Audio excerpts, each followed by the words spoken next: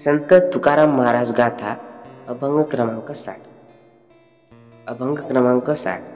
वळीते जे गाई त्यासी फार लागे काय, निवे भावांचे उत्तरी भलते एके धनीवरी।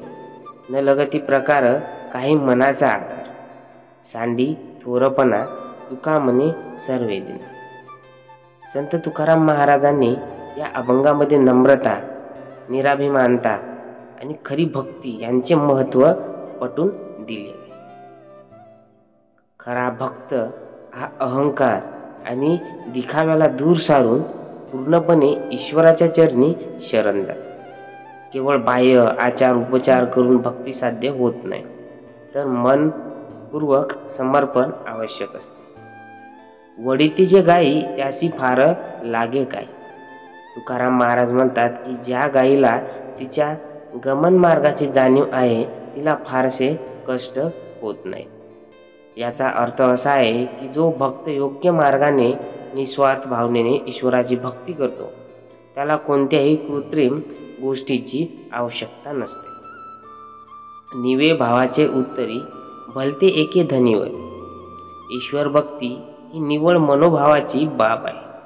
केवळ बाह्य उपचार किंवा विशेष प्रकारच्या कर्मकांडांनी ईश्वर प्रसन्न होत नाही। भक्ताने मनापासून समर्पण करावे, कारण भक्ती ही केवळ परमेश्वराच्या कृपेवरच अवलंबून असते। कुठल्याही दिखाव्याने ती प्राप्त होत नाही। न लगती प्रकार काही मनाचा आधार। संत तुकाराम महाराज इथे स्पष्ट सांगतात की भक्तीमध्ये कोणतीही अवांतर प्रकार किंवा आडंबर आवश्यक नाही। खरी भक्ती ही मनाच्या पवित्रतेवर अवलंबून असते। ईश्वरालाही भावनांचा आधार असतो, त्यामुळे खोट्या कृतींची आणि दिखाव्याची त्याला गरज नाही। सांडी थोरपणा तुका म्हणे सर्वे दिना। या अंतिम चरणात तुकाराम महाराज म्हणतात की भक्ताने मोठेपणाचा म्हणजेच अहंकाराचा त्याग करून नम्रतेने ईश्वराची भक्ती केली पाहिजे।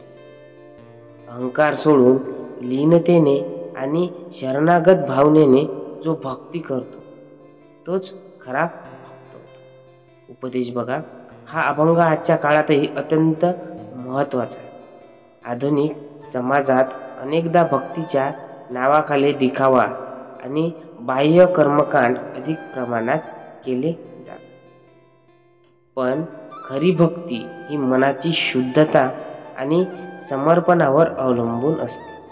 संत तुकाराम महाराज शिकवतात की भक्तीमध्ये अहंकार नसावा आणि मनोभाव हा सर्वात महत्त्वाचा आहे। तर रामकृष्ण। आपल्या चॅनलला नक्की सबस्क्राईब करा मित्रांनो, जेणेकरून आपल्याला नवीन व्हिडिओ बघायला। धन्यवाद।